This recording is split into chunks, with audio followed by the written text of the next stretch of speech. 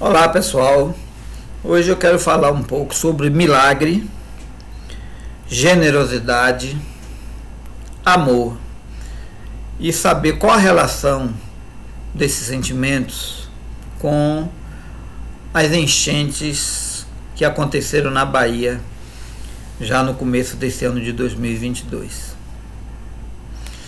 Bom, meu nome é João Jorge, eu sou bacharel em teologia, licenciado em filosofia e pós-graduado em ensino de filosofia para ensino médio. O texto que nós gostaríamos de abordar nesse momento é o texto da primeira multiplicação dos pães e dos peixes, que se encontra em Marcos 6, de 30 a 44.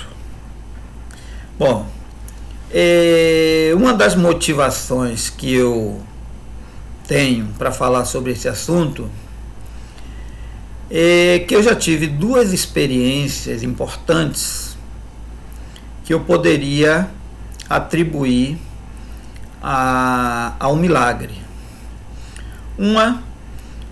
A primeira vez foi quando um irmão estava internado, tinha sido internado porque ele tinha o problema da anemia falciforme, e ele mandou um recado que queria que eu o visitasse.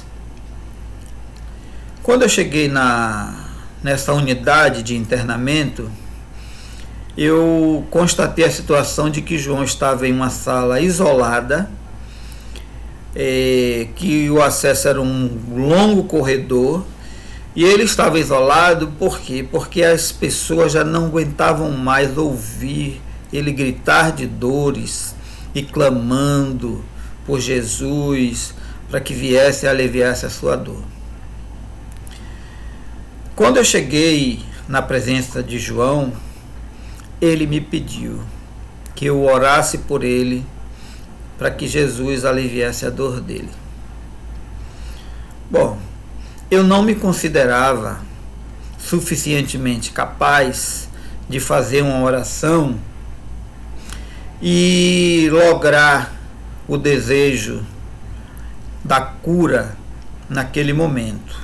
Mas eu tinha ouvido uma mensagem no domingo anterior sobre um rei em que Deus ordenou Isaías que fosse ao rei e ordenasse que ele arrumasse a casa dele, porque os dias dele estavam contados.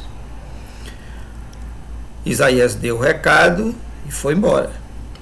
Acontece que o rei não ficou satisfeito, porque o rei, como ele mesmo dizia no seu clamor a Deus, era um servo de Deus, cumpria todas as vontades e todos os ritos decorrentes da sua fé.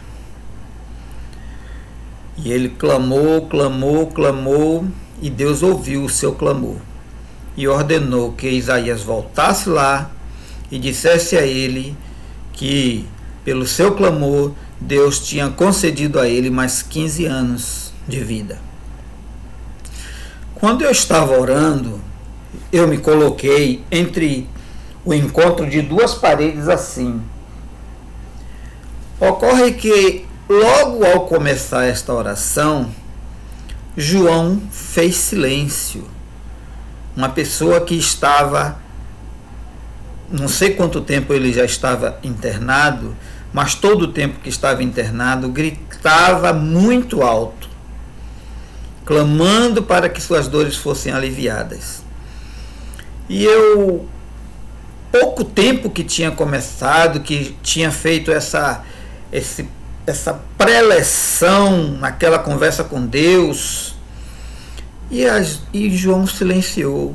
Eu clamei e pedi a Deus para que aliviasse as dores de João, e João silenciou. Só que no decorrer desta oração, eu me perguntava por que João silenciou. Parecia que eu estava em dois sentidos, e eu acho que sim, eu estava em dois sentidos. O sentido do espírito e o sentido da própria carne.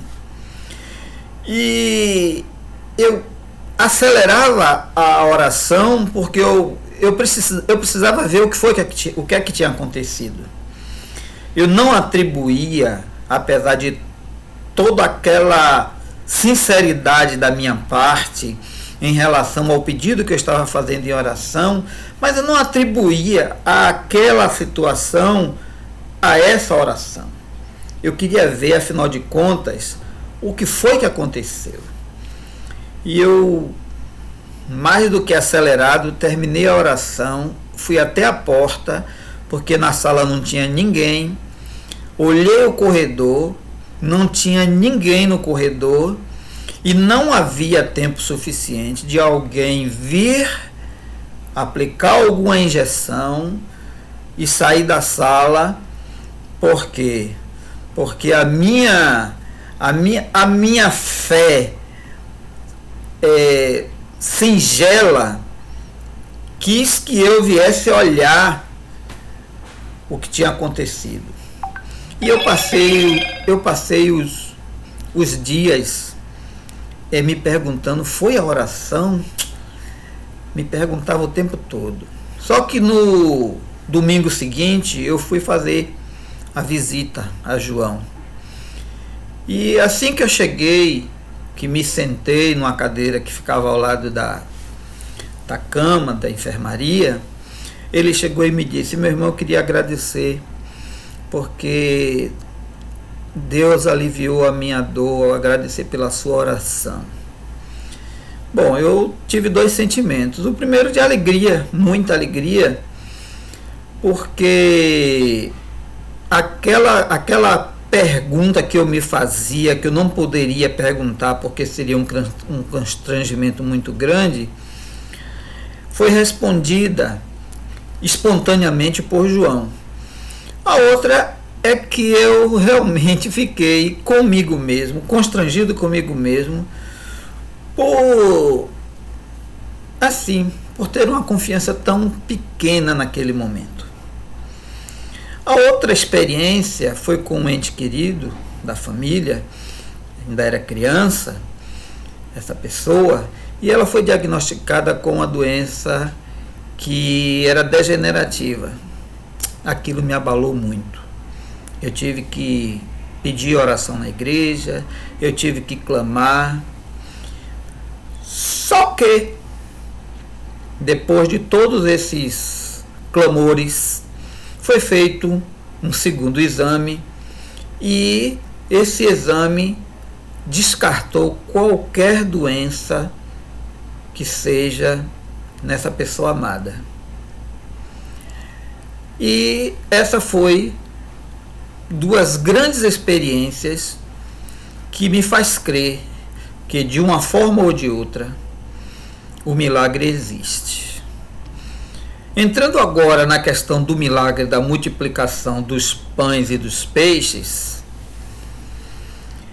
eu quero dizer que o milagre ele pode acontecer de muitas maneiras, mas que Jesus ele não precisa de um palco ou de um show para que possa fazer o seu milagre acontecer.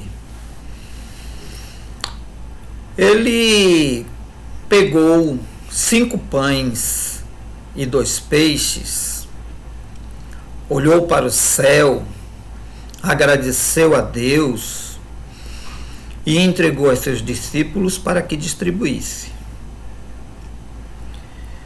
Os discípulos dividiram, distribuíram e consta nas Escrituras que ainda sobraram 12 cestos. Isto porque eram 12 discípulos e cada um, segundo a sua tradição, carregava um cestozinho na cintura para que não se desperdiçasse aquilo que era de mais sagrado, que era o pão, ou o alimento, o pão e o peixe, ou o feijão, ou o arroz, ou o açúcar. O alimento é sagrado. Bom, fala-se que foram alimentados 5.000 homens. Não contaram as mulheres e as crianças. Então haviam mais de 5.000 pessoas naquele momento. Foram divididos em grupos de 50 e de 100. E aí, às vezes, a gente, quando faz a nossa interpretação, pela nossa fé, pela nossa sabedoria ou pela nossa ignorância, que às vezes somos sábios, às vezes somos ignorantes, né? Ignorantes no sentido do conhecimento que a gente tem ou do conhecimento que a gente não tem. Mas eu acredito que o milagre que Jesus fez neste dia foi o milagre da generosidade, do amor e do amor ao próximo. Porque neste dia, Jesus não precisou fazer uma mágica de cobrir um cesto, falar palavras mágicas e de repente aparecer cestos e mais cestos, cestos enormes, transbordando de pães e peixes. Neste dia, o milagre foi Jesus dar um exemplo do amor e da generosidade, de ter apenas 5 pães e 5 peixes e começar a dividir. As pessoas divididas em 50 ou divididas em 100 pessoas sentados na grama tiveram a oportunidade e entenderam a necessidade daquele milagre naquele momento. A necessidade de compartilhar o pouco que quem tinha, dividir com quem não tinha. Esse milagre aconteceu nessa primeira multiplicação dos pães e dos peixes. A Bíblia fala em uma segunda multiplicação de pães e peixes.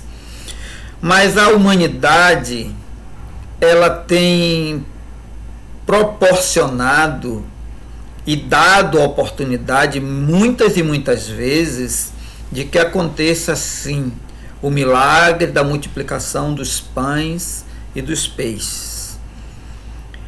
E pela minha fé, pela minha crença, eu acredito que quando aconteceram as enchentes na Bahia, em que pessoas declaravam aos repórteres: eu perdi tudo, eu estou só com a roupa do corpo, eu perdi os móveis, perdi a casa, todo o mantimento, toda a comida que tinha dentro de casa foi perdida. Mas graças a Deus que eu ainda estou com a vida. Ruim é se tivesse perdido a vida. Então eu agradeço a Deus. Eu acho que esses depoimentos que foram amplamente divulgados por todo o país, por todo o mundo, fez com que as pessoas pudessem mais uma vez sentir o milagre da multiplicação.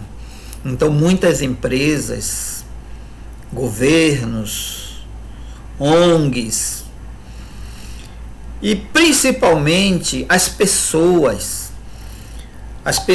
sentiram naquele momento a necessidade de partir o pão, de fazer com que esse pão se multiplicasse, de partir o peixe, de fazer com que esse peixe se multiplicasse, de dividir a roupa, de dividir o arroz, o feijão, a água, enfim, de fazer com que mais uma vez, pela graça de Deus, o milagre se repetisse mais uma vez.